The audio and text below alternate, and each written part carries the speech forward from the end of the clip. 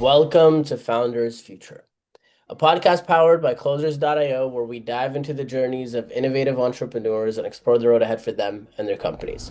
I'm your host, Ammar Elm, and in each episode, we uncover the stories behind impactful ventures, the challenges faced along the way, and the strategies driving their future growth. Today, we are absolutely thrilled to be joined by Stash Geleszinski, founder of nëdl, a pioneering AI-powered platform transforming commercial real estate prospecting with predictive insights and data-driven matchmaking. Stash, welcome to Founders Future. Thanks for having me. I appreciate it. Yeah, anytime. I always like to start from the beginning. So take me back to before you started nëdl with your co-founder. What were you doing beforehand? And then what was really the motivation behind starting the company? Sure. So I have spent the majority of my career in commercial real estate brokerage predominantly. And the game with brokerage, as it's been done for 50 years, is you've got to make 100 calls a day, minimum probably, in order to get traction, to build relationships. And that probably takes you 2 years. But even in doing so, there's still an element of the unknown when you're calling, as in any sales journey. But so what I found in making my calls is that if I could get in touch with a property owner at the right time about the right property, I was much more likely to be able to score a transaction or at least make progress towards one. Some of these owners have 15, 10, 15, 20 more properties. And so it's impractical to go and try and research every single property so that when you call them, you can say, hey, so you can intelligently have a conversation about it. So the hypothesis was, what if you could use data and analytics to predict real estate transactions so that you could go out there and get in front of it and make contact with the property owner, ideally right at the time when they're considering doing something with the property, be that a refi or a sale, something, or a recap even. Yeah, I was brokering and a friend came to me and said, hey, we have a background in software and we want to buy value add real estate. And I was like, if you have a background in software, what about this? And I pitched him on the idea and slowly we got started. And I remember we used to get just Excel spreadsheets of deals or of properties, and I would go check them and find that inevitably there'd be like 30 leads on a sheet and seven or eight of them each time, month after month. And they were different properties, would be coming up as likely sale candidates, and they were in fact somewhere in the pipeline. Either we were valuing it, a competitor had it listed, we had it listed, it was under contract, it was somewhere in that sales continuum. And so it's like, all right, we're onto something. So Wow, that's very interesting. I'm, yeah. I'm super curious what the indicators were that would allow you to determine this property is more likely to sell as opposed to this property. The things that I saw just in doing my underwritings with my team when we would sit around a conference table and look at things on the big screens, there are tells in the property operations as to when somebody is getting ready to do something. Increases in occupancy, decreases in vacancy, increases in rental rates, tamping down of expenses if you can. And then those are some of the indicators that we key on: occupancies and rental rates. Loan maturities are a dead giveaway, right? Because you've got to do something. Your choices are you pay it off, you refinance it, you sell it, or you give it back to the bank. You only have four options. So there's four things that are going to happen. So that's a dead giveaway that something's going to happen. But also things like ownership behavior patterns. There are certain owners that will buy and hold forever, but those same owners might go to a far off market like Dallas or Houston and do a bunch of churning of transactions. So you can see the pattern here in town is one thing, buy and hold forever, but when they venture out into foreign markets, we'll say, they tend to churn in and out of deals much more quickly. So looking at things like that, and then there's also larger macroeconomic indicators like what's the job market like in the market? Yeah. Have there been major employment announcements, either layoffs or hirings or things like that. So those are the things that we're keying on. Very interesting. So obviously this is a SaaS-based platform, so people can go to needle.us, that's nedl.us, Yeah. and they can check out the different packages. For you as an entrepreneur, because I know that you have this, but then you also have a fund as well. What's your main focus right now in terms of the businesses that you're really looking to grow? Yeah, I don't have a fund, but I thought I saw that on your LinkedIn profile. no, I wish. Maybe. I don't know. Careful what you wish for. But no, so like I said, I was in brokerage, and recently I've transitioned out of the brokerage chair and joined venture real estate company. And so maybe that's what you're I seeing. saw, oh my bad. I saw the acquisition lead. Yeah. That's, yeah, yeah, yeah, Yeah. yeah. Using Needle to go out and see if we can affect more transactions, because both of the chairs that I've occupied, either as a broker or an acquisition person, are the ICP, the ideal customer profile for Needle. So I've got my life, or I've got my feet in two boats. Actually, I have a third one as well. I've got a small development that I've just finished. I had purchased a shell of a building. And actually, I took inspiration from venture. I found in my brokerage career, I remember it was like 2013. We were still coming out of the washout of the great financial crisis. And I was touring this 270 unit deal with an owner who had built like 20,000 units over his career. And I was like, the subject property that we were walking, it had all sorts of issues, occupancy, deferred maintenance, things like that. And I was like, Bill, how are you going to turn this thing around? And it's easy. If you offer people a clean, safe place to live and you respond to maintenance requests, you'll always have tenants. So I was like, okay. And so I took that to heart or made note of that. And then Venture, the firm I'm with now, when they were a brokerage client, they would give us a deal to value for them. And we would just have to comp the subject property against their other properties in the market because they were getting rents that were significantly better than all of their rental competitors. And so they're doing the clean, safe place to live and responding to maintenance requests. But they've also, the thing that they have hit on is that if you give people the best units in the market, you'll have your choice of the best tenants and you can charge the highest rent because you have the best product. So I took inspiration from that and have just finished my first development deal, essentially. Um, so if I had 3 feet, I would have my feet in three boats, but I only have two. There you go. I'm curious how you found that development deal. Was it on market? Was it off market? Did you use Needle? How did that? It's only 6 units, so it's smaller than what Needle would pick up. But I had done a value add deal on an 8 unit. And again, taking inspiration from my clients, I was like, it's time for me to go out and start doing this myself. And I was like, oh, that was easy. And so I sold that property and I was looking for a trade. And there was one, it was like 20 units or something. And the play would have been just come in, raise the rents. But I just didn't want to do that. I didn't want to just raise the rents on people just for the sake of it. Didn't give me the pleasure or intellectual stimulation that I was seeking. And I grew up working for my dad. He was a contractor. And that gave me the hubris, the audacity to look at a shell building that only had 3 floors, didn't have stairs, and say, yeah, I can do this. And so I did. I bought it back about 2 years ago at this point, broke ground, so to speak, on the construction in February of 24, and we are just finishing it now. So Nice. it's been quite a journey and a learning experience, but the greatest thing is when you're touring prospective tenants and they're like, I love it. It's so great. And it's thank you so much for appreciating all the hard work that has gone into this. Literal blood, sweat, and tears. That's awesome. I Yeah. love that.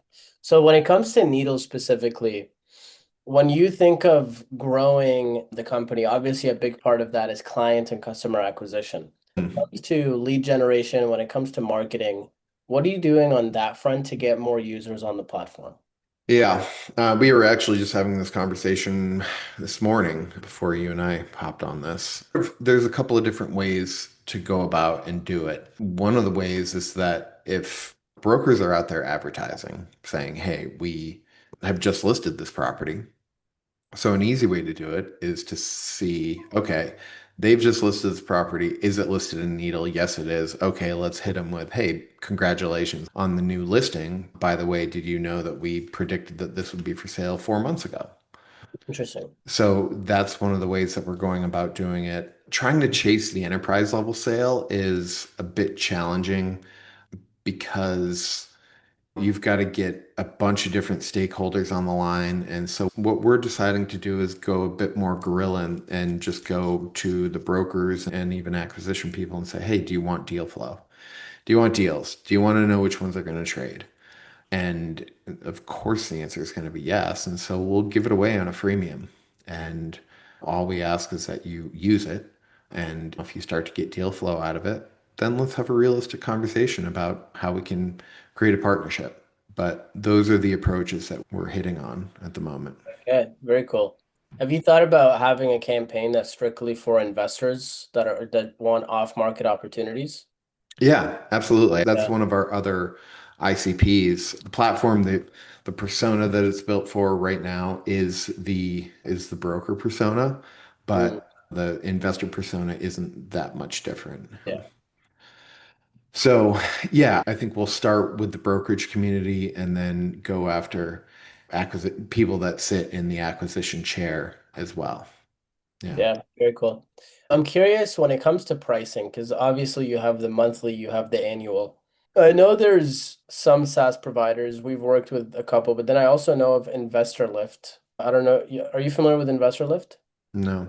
Investor Lift is basically a dispositions platform for wholesalers, off-market leads, and the wholesalers pay to post their deals, and then the investors can become a part of it for free. But the wholesalers pay three to, or actually, I think it's 5 to 20K a year to be able to post on the platform. So their model is we get you on a 12-month contract, which increases the LTV of the client, and then they could either pay monthly or they just pay all up front and they get a discount. Have you guys ever played around with that idea in terms of 12-month contracts instead of month to month when it Yeah. comes to people signing up? Yeah, we've got an annual contract and then also a month to month. And if you do an annual, everything up front, it essentially amounts to like 20% discount. Yeah. So No, for sure. I already saw that. Taking away the monthly altogether and then having the only option be annual. we haven't because we're benchmarking our pricing up. We're looking at what the larger, more staid data providers are doing, and they're at 5 to 900 a month per user. And so for one market. Uh, Wow. and so we're saying we'll give you the whole country for $300 a month, essentially, because we have a lot of that same base level data. But then what we have on top of it is intelligent leads. And Yeah. that's what nobody else has. Existing commercial real estate data platforms out there are like an encyclopedia or Wikipedia for commercial real estate. They just Mm. say, here's the data, you go figure it out. And we're saying, here's the data, call these first. Mm, that's huge. Yeah. Yeah. And I guess less barrier to entry when it comes to people starting off, $300 a month. When you think of your goals and where you want to take this, ultimately, what is the play? Is it an exit play? Is it like, what's the goal? Um, it it depends on the day. Some days when things are going great, it's no, I just want to take over the world. And then some days when things are not going great, you're like, fuck, what the hell's going on? So I think the most likely outcome is probably to be acquired. Our job right now is to go out and get a bunch of users on the platform and see where it takes us, see if we can align with the right capital to be able to grow it. efficiently and just see where it takes us and be open and listen to opportunities. It's interesting. I've seen over my time groups and companies that have overplayed their hand. Yeah. And what I mean by that is they get an offer to be acquired and no, we're not going to do that. We're so special. And what happens is that it ends up the sandcastle crumbles and then they're left with nothing.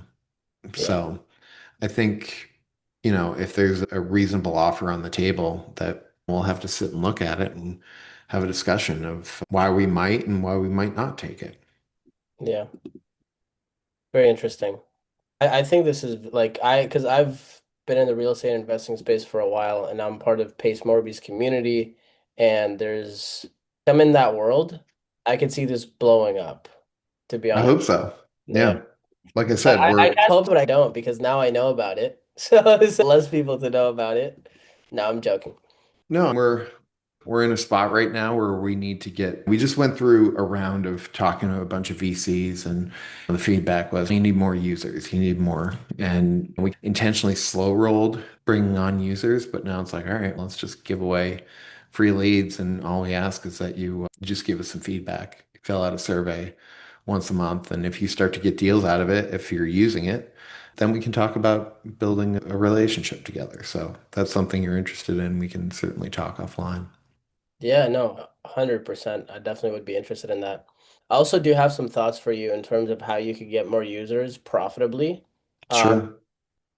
so we've At closers.io, we've worked with over 4,000 different clients right now, and really it's people that sell something online for $2,500 or more. Typically, SaaS doesn't fall into that, but we have worked with some SaaS providers, and that's why I suggested the annual billing.